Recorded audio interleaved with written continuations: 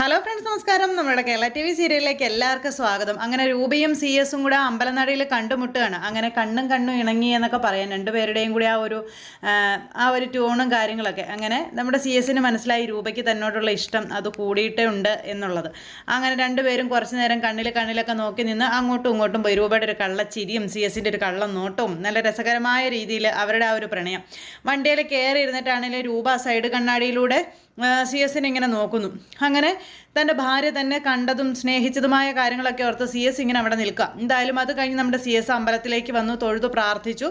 രൂപയുടെ പേരിൽ വഴിപാടും കാര്യങ്ങളൊക്കെ നടത്തി. അങ്ങനെ എത്രയും പെട്ടെന്ന് എൻ്റെ ഭാര്യയുടെ മനസ്സ് എനിക്ക് കാട്ടിത്തരണേ ഭഗവാനെ, അങ്ങനെയൊക്കെ പറഞ്ഞു പ്രാർത്ഥനയും കാര്യങ്ങളൊക്കെ നടത്തി കേട്ടോ. അങ്ങനെ പ്രാർത്ഥിച്ച് വഴിപാടുകളൊക്കെ നടത്തി നമ്മുടെ സി എസ് ഇങ്ങനെ പുറത്തേക്ക് ഇറങ്ങുന്നു. അങ്ങനെ പുറത്തേക്ക് ഇറങ്ങുന്ന സമയത്താണ് സി എസിനെ കാത്തുകൊണ്ട് ഒരുത്തൻ തോക്കുമായിട്ട്, അതായത് അന്ന് വന്ന അതേ കൊലയാളി തോക്കുമായിട്ട് സി എസിനെ കൊല്ലാനായിട്ട് വരുന്നത്. സി എസ് വണ്ടി എടുത്തുകൊണ്ട് പോയപ്പോഴേക്കും ഇവൻ പിന്നാലെ ബൈക്കും എടുത്ത് സി എസിൻ്റെ പിന്നാലെ പോവുക. അങ്ങനെ എന്തും എപ്പോൾ വേണമെങ്കിലും സംഭവിക്കാം എന്നുള്ള രീതിയിലൊക്കെ ഇങ്ങനെ ആ ഒരു കാര്യങ്ങളെല്ലാം ഇങ്ങനെ അവിടെ സംഭവിച്ചുകൊണ്ടിരിക്കുന്ന സമയത്ത് നമ്മുടെ കിരൺ വീട്ടിലിങ്ങനെ ഇരിക്കുന്നു. അപ്പോഴേക്കും കല്യാണി കിരണിൻ്റെ അരികിലേക്ക് വന്നിട്ട് കാദംബരി വിളിച്ച കാര്യത്തെപ്പറ്റി പറയുക. അപ്പോൾ വിക്രം ഇന്നലെ രാത്രി വീട്ടിലെത്തിയിട്ടില്ലെന്നാണ് പറഞ്ഞതെന്നുള്ള കാര്യം പറയുമ്പോൾ കിരണിന് അതൊന്നൊരു പ്രശ്നമല്ല. അച്ഛനും അമ്മൂമ്മയായിട്ട് വഴക്കിട്ട് പോയതാണെന്ന് പറയുമ്പം കുറേ കഴിയുമ്പം ആർക്കായാലും മടുക്കുമല്ലോ എന്ന് പറഞ്ഞു കിരൺ. അവൻ എവിടെയെങ്കിലും പോയി ജോലി ചെയ്യട്ടെ കല്യാണി, നീ എന്തിനാ അതോർത്ത് ടെൻഷൻ അടിക്കണേന്ന് ചോദിച്ചു. അവൻ്റെ അച്ഛനും അമ്മമ്മയും കാരണമാണ് അവൻ ഒരു ജോലിയും ചെയ്യാതെ വീടിനകത്ത് ചടഞ്ഞുകൂടി ഇരിക്കുന്നതെന്നുള്ള കാര്യവും പറഞ്ഞു. അങ്ങനെ ഇവരിതും സംസാരിച്ചുകൊണ്ട് അങ്ങനെ ഇരിക്കുന്ന സമയത്ത് സി എസിൻ്റെ വണ്ടി കിരണിൻ്റെ വീട്ടിലേക്ക് വന്നു. അപ്പോൾ അമ്പലത്തിൽ പോയ ആൾ വന്നല്ലോ എന്നും പറഞ്ഞ് ഇവർ വളരെ സന്തോഷത്തോടെ ഇങ്ങനെ നിൽക്കുക. അച്ഛനാണെങ്കിൽ ഒരിക്കലും ഇല്ലാത്ത ത്രില്ലിലാണ് ഇന്ന് ഇറങ്ങി വരുന്നത്. അപ്പോൾ അങ്ങനെ സന്തോഷത്തോടെ വന്ന അച്ഛനെ കണ്ടു കഴിഞ്ഞപ്പോഴത്തേക്കും ഇവർക്ക് ഒത്തിരി സന്തോഷമായി. ഇവരന്നേരം ചോദിച്ചു, എന്താ പതിവില്ലാത്തതുപോലെ ഒരു സന്തോഷമെന്ന്. ഇന്ന് ഞാൻ അമ്പലത്തിൽ വെച്ച് അമ്മയെ കണ്ട കാര്യം പറയുക. അയാൾക്കിപ്പോൾ എന്നോട് പഴയതുപോലെ ദേഷ്യമൊന്നുമില്ല എന്നൊക്കെ പറഞ്ഞ് അമ്മ ഇങ്ങനെ ചിരിച്ച കാര്യവും നിന്ന കാര്യമൊക്കെ പറഞ്ഞു. അവളുടെ ഭാവങ്ങളൊക്കെ മാറിക്കൊണ്ടിരിക്കുകയാണെന്ന്. അമ്മ ഇനി കഥകളിക്കോ മറ്റോ പോകുന്നുണ്ടോ കല്യാണി എന്ന് കല്യാണിയോട് കിരൺ അന്നേരം ചോദിച്ചു. നേരം ഇതെന്താ കിരണേട്ടാന്ന് കല്യാണി എന്നും പറഞ്ഞുകൊണ്ട് അച്ഛൻ ഇങ്ങനെ അവിടെ നിൽക്കുക. ഈ സമയത്ത് അച്ഛാ, അതെ ഇന്ന് മെസ്സേജ് ഒന്നും വന്നില്ലേന്ന് ചോദിച്ചു കിരൺ. അത് പറയാനും കൂടെ വേണ്ടിയിട്ടാണ് ഞാൻ വന്നത്. എന്നെ കുഴപ്പിച്ചുകൊണ്ടിരിക്കുന്ന അൺനോൺ നമ്പറുകാരി ഉണ്ടല്ലോ, അവരെ പിടിച്ചേ പറ്റൂ. ഞാനേ സൈബർ സെല്ലിൽ പരാതി കൊടുക്കാൻ പോവുകയാണെന്ന് പറയുമ്പോൾ ഇവർ രണ്ടുപേരും പേടിച്ചു. അയ്യോ, അതിൻ്റെ ആവശ്യമൊന്നുമില്ല എന്നും പറഞ്ഞുകൊണ്ട് ഇങ്ങനെ പറഞ്ഞു. അപ്പോഴേക്കും കിരണും കല്യാണി ഇങ്ങനെ പരസ്പരം നോക്കുന്നതും ഇവരുടെ ഓരോ ചലനങ്ങളും സി എസ് ശ്രദ്ധിച്ചു. അതെന്താ മോൾ അങ്ങനെ പറഞ്ഞതെന്ന് ചോദിച്ചപ്പോൾ അല്ല അങ്ങനെ കേസൊക്കെ കൊടുക്കേണ്ട കാര്യമുണ്ടോ അച്ഛാ എന്ന് കല്യാണി ചോദിക്കാം. അച്ഛാ, ഒരാൾ ഇഷ്ടം കൊണ്ടായിരിക്കുമല്ലോ ഇതുപോലുള്ള മെസ്സേജുകൾ അയക്കുന്നതെന്ന് കിരൺ. അപ്പോഴും അദ്ദേഹത്തിന് സംശയം. പിന്നെ അതിൻ്റെ പിന്നാലെ എന്തിനാ പോകുന്നത് എന്നിങ്ങനെ ചോദിച്ചപ്പോഴും സംശയം. അത് മാത്രമല്ല അവർ അനാവശ്യമൊന്നും അച്ഛൻ അയച്ചു തരുന്നില്ലല്ലോ. അതെന്തായാലും ആരാണെന്നറിയാതെ എനിക്കൊരു സമാധാനവും കിട്ടില്ല എന്ന് അച്ഛൻ തറപ്പിച്ച് മക്കളോട് പറഞ്ഞു. അപ്പോഴേക്കും കിരണിനും കല്യാണിക്കും ടെൻഷൻ കൂടി. എൻ്റെ ബലമായ സംശയം അതിൻ്റെ പിന്നിൽ അയലത്ത് താമസിക്കുന്ന അസുരനാണെന്നാണെന്നൊക്കെ ഇങ്ങനെ പറയുമ്പോൾ അതിനുള്ള സാധ്യതയൊന്നുമില്ല എന്ന് പറഞ്ഞു കിരൺ. അതെന്ന് കല്യാണി. അല്ല അതെന്താ നിങ്ങൾക്ക് ഇത്ര ഉറപ്പെന്ന് ചോദിച്ചു സി എസ് അന്നേരവേ. ഇവർ രണ്ടുപേരും കൂടി ഇങ്ങനെ നിൽക്കുക. എൻ്റെ പരിചയക്കാർ കുറച്ച് പേര് സൈബർ സെല്ലിലുണ്ട്, അപ്പോൾ അവരൊന്ന് കണ്ടേ പറ്റൂ എന്ന് അദ്ദേഹം തറപ്പിച്ച് പറഞ്ഞപ്പം അച്ഛൻ വേണ്ടാത്ത പണിക്കൊന്നും നിൽക്കരുത് കേട്ടോ എന്ന് കിരൺ അച്ഛനോട് പറഞ്ഞേ. ഞാൻ സൈബർ സെല്ലിനെ സമീപിക്കുമെന്ന് പറയുമ്പോൾ നിങ്ങളിങ്ങനെ എതിർക്കുന്നതിൻ്റെ കാരണം എന്താണെന്ന് എനിക്ക് മനസ്സിലാകുന്നില്ലടാ. ഇതൊക്കെ ഒരു രസമല്ലേ അച്ഛാ, പിന്നെ നമുക്ക് ഇതെവിടെ വരെ പോകുമെന്ന് നോക്കാം എന്ന് പറഞ്ഞുകൊണ്ട് അങ്ങനെ പറഞ്ഞു. എനിക്കിതത്ര രസമായിട്ടൊന്നും തോന്നണില്ല കേട്ടോ. പിന്നെ ഒന്നാമത് നിൻ്റെ കളിയാക്കലുണ്ടല്ലോ, അതാ എനിക്ക് ഒട്ടും സഹിക്കാൻ മേലാത്തത് കിരണേ എന്നും പറഞ്ഞ അച്ഛൻ. അങ്ങനെ അച്ഛനും മക്കളും കൂടി ഈ ഒരു കാര്യവും പറഞ്ഞ് അവിടെ അങ്ങനെ നിൽക്കുന്നു. എന്തായാലും നമ്മുടെ കല്യാണി അച്ഛനെ ഓടിച്ചു മടക്കി കുപ്പിയിലാക്കി. ആ നമ്പറുകാരിയെ ഞാൻ പൂട്ടിയിരിക്കും എന്നും പറഞ്ഞുകൊണ്ട് അദ്ദേഹം വീണ്ടും തറപ്പിച്ച് പറഞ്ഞുകൊണ്ടിരിക്കാം. അപ്പോൾ കല്യാണി അച്ഛന് ചായ എടുക്കാൻ പറഞ്ഞപ്പോൾ ചായ ഒന്നും വേണ്ടടാ മോനെ, രാവിലെ നമ്മുടെ കാര്യസ്ഥനുണ്ടല്ലോ അയാൾ നല്ലൊരു ചായ ഇട്ട് തന്നു. ആ ചായ കുടിച്ചിട്ടാണ് ഞാൻ ഇങ്ങോട്ട് പോകുന്നത്. അമ്പലത്തിലെ പ്രസാദം ഞാനായിട്ട് നിങ്ങൾക്ക് തന്നില്ലെന്ന് വേണ്ടെന്ന് പറഞ്ഞ് പ്രസാദമൊക്കെ കൊടുത്ത് മക്കളോട് സ്നേഹത്തോടെ സംസാരിച്ചിട്ട് അദ്ദേഹം അങ്ങ് പോകുക.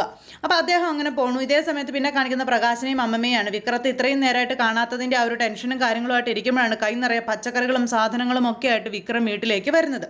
കുറേ സാധനങ്ങളുണ്ട് കയ്യിൽ. അപ്പോൾ നമ്മുടെ കുഞ്ഞ് വീണ്ടും ബൈക്കൊക്കെ എടുത്തോടാ എന്ന് കൊച്ചുമകനെ കണ്ടപ്പോൾ വലിയമ്മ മകനോട് ചോദിക്കുന്നു. ഇത് കണ്ടപ്പോഴേക്കും പ്രകാശിൻ്റെ സന്തോഷം ഒന്ന് കാണണമായിരുന്നു.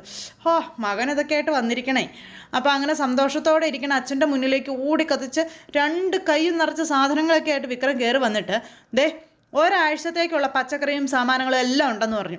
ഇനിയിപ്പോൾ ഇവിടെ ആരും മറ്റുള്ളവരുടെ ചിലവിൽ കഴിയണ്ടെന്നും പറഞ്ഞു. ഇത് പിടിക്കാം മമ്മേ, അത് പിടിക്കാം മമ്മേ, ഇത് പിടിക്കാം മമ്മേ എന്നൊക്കെ പറഞ്ഞു എല്ലാം അങ്ങനെ അങ്ങ് കൊടുത്തു വിട്ടോ. ഇത് കണ്ടപ്പോൾ എടാ മക്കളെ, നിനക്കെന്താടാ പുതിയ ജോലി വല്ലതും കിട്ടിയോടാന്ന് ചോദിച്ചു പ്രകാശൻ. കിട്ടിയത് കൊണ്ടായിരിക്കുമല്ലോ ഇതൊക്കെ വാങ്ങിക്കാൻ പറ്റിയതെന്ന് വിക്രവും. എടാ എന്ത് ജോലിയാടാ കിട്ടിയത്? അതെന്തിനാ അച്ഛൻ അറിയുന്നതെന്ന് ചോദിച്ചു വിക്രം. അല്ല, ഇന്നലെ നീ മൊത്തത്തിൽ വരാതിരുന്നപ്പോൾ ഞങ്ങൾക്ക് ആകെ വിഷമമായി പോയടാ മക്കളെ. പിന്നെ ഞങ്ങൾ ഉറങ്ങിയില്ലെന്ന് തന്നെ പറയാം. എടാ മക്കളെ, നീ ഈ രാത്രി മുഴുവൻ വരാതിരുന്നപ്പോൾ ഞാൻ വിചാരിച്ചു നീ വലിയ സെക്യൂരിറ്റി ആയിട്ട് ജോലിക്ക് കയറി കാണുമെന്ന്. ഓ എൻ്റെ അച്ഛാ, സെക്യൂരിറ്റി ആയിട്ട് നിൽക്കുവാണെങ്കിൽ അവരെന്താ ഉടനെ ശമ്പളം തരുമോയെന്ന് ചോദിച്ചു. അല്ല മോനെ, അഡ്വാൻസ് ആയിട്ട് നിങ്ങൾക്ക് തരാമല്ലോ. ഇനിയിപ്പോൾ എൻ്റെ ജോലി എന്താണെന്ന് കുത്തി കുത്തി ചോദിക്കുകയൊന്നും വേണ്ട, അത് ഞാൻ പറയില്ല. പിന്നെ തരക്കേടില്ലാത്തൊരു ജോലി കിട്ടിയെന്ന് തൽക്കാലം 2 പേരും അറിഞ്ഞാൽ മതി കേട്ടോ എന്ന് പറഞ്ഞു. എന്തായാലും ജോലി കിട്ടിയല്ലോ, അച്ഛന് സന്തോഷമായി മക്കളെ. അങ്ങനെ നമ്മളെ ആട്ടിയവരുടെയും തുപ്പിയവരുടെയും മുന്നിൽ തലയെടുപ്പോട് കൂടി നിൽക്കണമെന്നും പറഞ്ഞുകൊണ്ട് ഇങ്ങനെ സംസാരിച്ചുകൊണ്ട് നിൽക്കുമ്പോഴേക്കും കാദംബരിയും അതുപോലെ രതീശനും കൂടെ ഇറങ്ങി വന്നു. അപ്പോൾ ഇവൻ്റെ ഈ കയ്യിലിരിക്കുന്ന പെട്ടിയും കിടക്കി ഇതൊക്കെ കണ്ടു കഴിഞ്ഞപ്പോഴത്തേക്കും ഇതെന്താണോ നിനക്ക് വല്ല ലോട്ടറി അടിച്ചോ എന്ന് ചോദിച്ചു.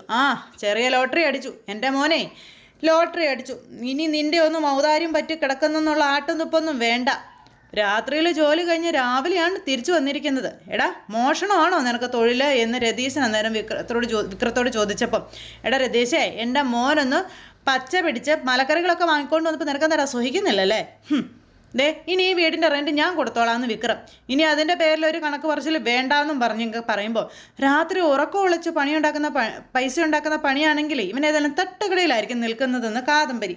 അതാകുമ്പോൾ ഡെയിലി തരക്കേടില്ലാത്ത പൈസയൊക്കെ കിട്ടുമല്ലോ എന്നൊക്കെ പറഞ്ഞു ഈ കാദംബരി. എന്താടി, എൻ്റെ മോൻ തട്ടുകടയിലോ എവിടെ വേണമെങ്കിലും നിന്നോട്ടെ, പൈസ ഉണ്ടാക്കിയല്ലോ, പൈസ ഉണ്ടാക്കുന്നുണ്ടല്ലോ, അത് മതി, കൂടുതൽ ഇടയ്ക്ക് കയറി സംസാരിക്കാൻ നീ വരണ്ടെന്നും പറഞ്ഞ് അങ്ങനെ പറയണം. അപ്പോൾ അത് കേട്ട് കഴിഞ്ഞപ്പോൾ എന്ന് പറഞ്ഞ് ഇവർ നിൽക്കണം.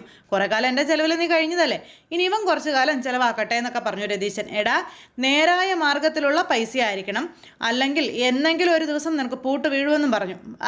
സ്വന്തമായിട്ടൊരു വീടും കുറച്ച് സ്ഥലവും ഒക്കെ വേണം എനിക്ക് എന്നും പറഞ്ഞുകൊണ്ട് പ്രകാശനോടും അമ്മയോടും വിക്രം പറയുമ്പം ഓ എന്നും പറഞ്ഞ് രതീശൻ ഒരു ഒച്ചയും കേൾപ്പിച്ചു. മിക്കവാറും 1 വർഷത്തിനുള്ളിൽ നടക്കുമെന്നും പറഞ്ഞു വിക്രം. ആ നേരത്തെ ഞാൻ അച്ഛനെയും അമ്മമ്മയും ഒക്കെ അങ്ങ് കൊണ്ടുപോയിക്കോളാം, പിന്നെ നിങ്ങളുടെ അരികിൽ വരില്ല എന്നൊക്കെ പറഞ്ഞു. പിന്നെ ഞങ്ങളെ ശല്യം ചെയ്യാൻ വന്നേക്കരുത്. അങ്ങനെ മകൻ പറയുന്ന ഓരോ കാര്യങ്ങൾ കേട്ട് കഴിഞ്ഞപ്പോഴേക്കും പ്രകാശൻ അങ്ങോട്ട് മതി മറക്കുക. ഇനി ഞങ്ങൾക്ക് പൈസയ്ക്ക് ഒരു കുറവും ഉണ്ടാവില്ലടാ, നിൻ്റെ ഒന്നും കാല് പിടിച്ചു വരില്ലടാ, നീയൊക്കെ നോക്കിക്കോടാ എന്നൊക്കെ പറഞ്ഞു. അത് കേട്ട് കഴിഞ്ഞപ്പം അതെ നിർത്തിക്കോ, വീട്ടിൽ നിന്ന് ഇറങ്ങിപ്പോയവന് പെട്ടെന്ന് പണി കിട്ടിയെങ്കിലേ സംശയിച്ചേ പറ്റൂ എന്ന് രതീശൻ പ്രകാശനോട് പറഞ്ഞു. നീയൊക്കെ ഇവിടെ നിന്ന് സംശയിച്ചോ? അവന് കിട്ടിയിരിക്കുന്നത് നല്ല ജോലിയാണെന്നും പറഞ്ഞ് കൊച്ചുമകൻ കൊണ്ടുവന്ന സാധനങ്ങളൊക്കെ ആയിട്ട് നമ്മുടെ അമ്മമ്മ അകത്തേക്ക് കയറി പോകുമ്പോൾ അമ്മേ സൂക്ഷിച്ച് പോണേ, എല്ലാം കൂടെ കൊണ്ടുവന്ന് തറയിലിട്ടേക്കരുതെന്നും പറഞ്ഞ് പ്രകാശൻ്റെ ഭയങ്കര കെയറിങ്ങും കാര്യങ്ങളും ഒക്കെ. അങ്ങനെ പ്രകാശൻ രതീശൻ്റെ തലയും തല്ലിപ്പറിക്കുന്ന രീതിയിൽ ഓരോന്ന് പറഞ്ഞ് എൻ്റെ മോന് ജോലി കിട്ടിയടാ, ഇനി എൻ്റെ മോൻ്റെ സാമ്രാജ്യമാണിത്, മനസ്സിലായോ നിനക്ക്, നിൻ്റെയൊക്കെ ഭരണം ഇനി ഇവിടെ നടക്കില്ല തുടങ്ങിയ രീതിയിലുള്ള ഡയലോഗുകളും കാര്യങ്ങളൊക്കെയാണ്. എന്തായാലും ഇനിയിപ്പോൾ ഞാൻ വർക്ക്ഷോപ്പിൽ പോകാൻ തുടങ്ങിക്കഴിഞ്ഞാൽ ഈ കുടുംബത്തിലെ സകല ചെലവുകളും നോക്കുന്നത് ഞാനായിരിക്കും. ഞാൻ മാത്രമല്ല, ഞാനും എൻ്റെ മകനും, അതായത് പ്രകാശനും വിക്രവും. മനസ്സിലായടാ എന്നും ചോദിച്ചിങ്ങനെ സംസാരിച്ചിട്ട് ഇനിയാണ് ഐശ്വര്യമുള്ള ജീവിതം ജീവിക്കാൻ പോകുന്നത്. നിൻ്റെ ഒന്നും നാണം കെട്ട സംസാരം കേൾക്കാതെ എന്നുള്ള കാര്യം പറയുവാണ് പ്രകാശൻ. അതും പറഞ്ഞ് പ്രകാശനകത്തേക്ക് തുള്ളിച്ചാടി കയറിപ്പോയപ്പോൾ അവൻ എന്തോ തരികിട പരിപാടിയിലൂടെ പൈസ ഉണ്ടാക്കുന്നതെന്ന് രതീശൻ നമ്മുടെ കാദംബരിയോട് പറഞ്ഞു. അപ്പോൾ അതെന്തെങ്കിലും ആവട്ടെ രതിയേട്ടാ, നമ്മുടെ ഭാരം ഇച്ചിരി കുറയൂലോ എന്ന് പറഞ്ഞു കാദംബരി. അങ്ങനെ അവർ 2 പേരും കൂടെ അതിനെപ്പറ്റി സംസാരിച്ചുകൊണ്ട് നിൽക്കുക. അത് കഴിഞ്ഞതിന് ശേഷം പിന്നീട് കാണിക്കുന്നത് നമ്മുടെ കല്യാണി രൂപയെ കാണാൻ ചെല്ലുക. അപ്പോൾ കല്യാണിയും രൂപയും സംസാരിക്കുന്ന കൂട്ടത്തിൽ CS-ൻ്റെ കാര്യമാണ് സംസാരിക്കുന്നത്. CS-ന് ആപത്ത് വരുമെന്നുള്ള കാര്യവും അതുപോലെ അച്ഛനെ കണ്ട കാര്യവും ഇതൊക്കെ ഇവർ തമ്മിൽ സംസാരിക്കുന്നുണ്ട്. അപ്പോഴേക്കും നമ്മുടെ കല്യാണിക്ക് ചിരി വന്നു. ഇതുപോലുള്ള കള്ളത്തരമൊക്കെ ചെയ്യുമ്പോഴേ ഓർക്കണം അമ്മയെന്ന് പറഞ്ഞു. അതായത് ഈ മെസ്സേജ് അയക്കലും അതുപോലെ കേസ് കൊടുക്കുമെന്ന് പറഞ്ഞ കാര്യങ്ങളും ഇതെല്ലാം ആ ഒരു ഇതിൽ ഇവരിങ്ങനെ സംസാരിക്കണം. അപ്പോൾ ഇപ്പോൾ കുറ്റം മുഴുവൻ എൻ്റേതായോ എന്ന് രൂപ ചോദിച്ചപ്പം എൻ്റെ കയ്യിൽ നിന്ന് അച്ഛൻ്റെ നമ്പറും മേടിച്ച് അൺനോൺ നമ്പറിൽ നിന്ന് മെസ്സേജ് അയച്ചത് അമ്മയല്ലേ, ഞാനാണോ എന്ന് ചോദിച്ചു. അപ്പോൾ അദ്ദേഹത്തിനോടുള്ള ആ ഒരു ഇഷ്ടം കൊണ്ടല്ലേ, അതല്ലേ ഇതല്ലേ എന്നൊക്കെ ഇങ്ങനെ ചോദിച്ച് കല്യാണി ഇങ്ങനെയൊക്കെ പറഞ്ഞു. ദേ അദ്ദേഹത്തിനോട് സംസാരിക്കാനുള്ള കൊതി കൊണ്ടല്ലേ എന്ന് ചോദിച്ചപ്പം അമ്മയാണെന്ന് അച്ഛൻ അറിയുന്നില്ലല്ലോ, മെസ്സേജ് മാത്രമല്ലേ കാണുന്നുള്ളൂ, അച്ഛനോടല്ലാതെ ഫോണിൽ അമ്മ സംസാരിക്കുന്നുണ്ടോ, ഫോണിലൂടെ പോലും ഒന്നും വിളിച്ചിട്ടില്ലല്ലോ. എന്തായാലും ഈ സൈബർ സെല്ലിലേക്കുള്ള പോക്കിനെ മോളും കിരണൊന്നും പ്രോത്സാഹിപ്പിക്കരുതെന്ന് പറഞ്ഞു രൂപ. ഒരാളോട് ഇഷ്ടം തോന്നുമ്പോൾ ആരല്ല ഇങ്ങനെ മെസ്സേജ് അയക്കുന്നു? അങ്ങനെയാണെങ്കിലേ മറ്റൊരു സ്ത്രീ ഇങ്ങനെ അച്ഛന് മെസ്സേജ് അയച്ചാൽ അമ്മയ്ക്ക് ഇഷ്ടപ്പെടുമോ എന്ന് ചോദിച്ചു. അല്ല മോളെ, അങ്ങനെ ആരെങ്കിലും മെസ്സേജ് അയക്കാറുണ്ടോ എന്നൊക്കെ ചോദിച്ചപ്പം എൻ്റെ അമ്മേ, ഞാൻ അങ്ങനെയൊന്നും പറഞ്ഞല്ലെന്ന് പറഞ്ഞ് കല്യാണി പൊട്ടിച്ചിരിച്ചു. അമ്മ ഇപ്പോൾ അച്ഛനെ പ്രേമിക്കുന്നുണ്ടല്ലേ എന്ന് ചോദിച്ചു കല്യാണി. അപ്പോൾ ഒന്ന് പോ മോളെ എന്നും പറഞ്ഞുകൊണ്ട് നമ്മുടെ രൂപ ഇങ്ങനെ കല്യാണിയുടെ മുന്നിൽ നാണം കുണുങ്ങുമ്പോൾ അതിന് ഇത്രയും നാളത്തിൻ്റെ കാര്യമൊന്നും ഇല്ല കേട്ടോ എന്ന് പറഞ്ഞു.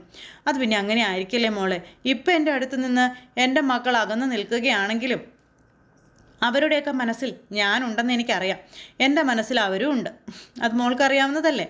എന്നാൽ അതുപോലെയല്ലല്ലോ അദ്ദേഹത്തിൻ്റെ കാര്യം, മോൾക്കറിയാവുന്നതല്ലേ എന്ന് ചോദിച്ചു. അമ്മ ഇനി പ്രത്യേകം പറയണമെന്നും ചോദിച്ചു. നിരപരാധിയായ ഒരു മനുഷ്യനെ എത്ര നാളാണ് ഞാൻ കൊല്ലാക്കൊല ചെയ്തതെന്നൊക്കെ ചോദിച്ചുകൊണ്ട് അങ്ങനെ കല്യാണിയോട് ഓരോന്ന് പറയാം. അതൊക്കെ ഓർക്കുമ്പോൾ തൻ്റെ മനസ്സ് വേദനിക്കുന്ന കാര്യങ്ങളൊക്കെ പറഞ്ഞു. അതിനൊക്കെ പ്രായശ്ചിത്തം ചെയ്യണമെന്നൊക്കെ പറഞ്ഞപ്പം കല്യാണി ഒരു ചിരിയോടെ അച്ഛനെ അമ്മയ്ക്കരികിൽ എത്തിക്കുമെന്ന് ഞാൻ വാക്ക് പറഞ്ഞത്, ആ വാക്ക് ഞാൻ പാലിക്കുമെന്നും പറഞ്ഞു കല്യാണി അങ്ങ് പോയി. അങ്ങനെ ആ ഒരു സംഭവം കാര്യങ്ങളും കഴിഞ്ഞു കേട്ടോ. കല്യാണി പോയി കഴിഞ്ഞപ്പോൾ രൂപ വളരെ ഹാപ്പി ആയിട്ട് എങ്ങനെ നിൽക്കുന്നു. അത് കഴിഞ്ഞതിന് ശേഷം പിന്നെ കാണിക്കുന്നതോ നമ്മുടെ സി എസ് ആണെങ്കിൽ ഇങ്ങനെ ഇരുന്ന് ആലോചിക്കുക രൂപയെ അമ്പലത്തിൽ വെച്ച് കണ്ടതും അതിനുശേഷം കല്യാണിയും കിരണും പറഞ്ഞതും അങ്ങനെ എല്ലാ കാര്യങ്ങളും കൂടെ കൂട്ടിയും കിഴിച്ചും ഇങ്ങനെ നോക്കുന്നു. അങ്ങനെ കല്യാണി കൊടുത്ത ഷർട്ടും കാര്യങ്ങളും എടുത്ത് നോക്കി, അതിൻ്റെ പാറ്റേണും കാര്യങ്ങളൊക്കെ ഇങ്ങനെ നോക്കി, അങ്ങനെ എല്ലാം എന്തൊക്കെയോ കണ്ടുപിടിക്കാനുള്ള പരിശ്രമത്തിലാണ് നമ്മുടെ CS. ഇതേസമയം പിന്നെ നമ്മുടെ രൂപ ഓരോന്നിങ്ങനെ എടുത്തു. അപ്പോൾ അങ്ങനെ രൂപ ഒരു ഷർട്ട് എടുത്ത് നോക്കിക്കൊണ്ടിരിക്കുന്നു. ആ കാഴ്ച കണ്ട കാര്യങ്ങളെ പറ്റിയൊക്കെ നമ്മുടെ CS ആ നിമിഷം ഓർത്തു. അത് കഴിഞ്ഞിട്ട് അദ്ദേഹം ചെല്ലും. അപ്പോൾ അദ്ദേഹം ചെല്ലുമ്പോൾ നമ്മുടെ രൂപ കൃത്യമായിട്ട് ആ തുണിക്കടയിൽ നിന്ന് വേറെ ഷർട്ട് എടുത്തുകൊണ്ടിരിക്കുക. ഇത് കണ്ടപ്പോഴേക്കും CS ഇങ്ങനെ മൊത്തത്തിൽ ഇങ്ങനെ നോക്കി, കാരണം രൂപയുടെ ആ നിപ്പും ഭാവവും ഇതൊക്കെ. അപ്പോൾ ഇത് കണ്ടപ്പോൾ ഒത്തിരി സന്തോഷം. അപ്പോൾ രൂപ കാണാതിരിക്കാൻ വേണ്ടി വേഗം അങ്ങോട്ടേക്ക് മാറി നിന്നു കേട്ടോ. അങ്ങനെ മാറി നിന്നിട്ട് വേഗം വണ്ടിയെ കയറി തിരിച്ചു പോയി. കഴിഞ്ഞപ്പോൾ നമ്മുടെ രൂപ ഡ്രസ്സൊക്കെ എടുത്ത് ഇറങ്ങി വരിക. എന്നിട്ട് ഇങ്ങനെ മൊത്തത്തിലൊക്കെ നോക്കി, അപ്പോൾ ആരെങ്കിലും കാണുന്നുണ്ടോ എന്നൊക്കെ നോക്കിയിട്ടാണ് രൂപ വേഗം തന്നെ വണ്ടിയിൽ കയറുന്നത്. കുറച്ചങ്ങ് മാറി കഴിഞ്ഞപ്പോഴേക്കും CS-നെ കണ്ടു. CS-നെ കണ്ടപ്പം ശരിക്കും ഒരു കാമുകന്മാരുടെ ആ ഒരു ട്യൂണും കാര്യങ്ങളൊക്കെ ഉണ്ടല്ലോ. നമ്മുടെ രൂപ ഇങ്ങനെ CS-നെ പ്രണയിക്കുന്നു എന്നുള്ള ഒരു മൈൻഡിൽ അങ്ങനെ ആ ഷർട്ടും കയ്യിൽ പിടിച്ച് CS-നെ തന്നെ നോക്കിക്കൊണ്ട് അങ്ങനെ നിൽക്കുക. എന്തായാലും CS ഈ ഷർട്ട് എടുക്കുന്നത് കണ്ട കാര്യം നമ്മുടെ രൂപയ്ക്ക് അറിയില്ല.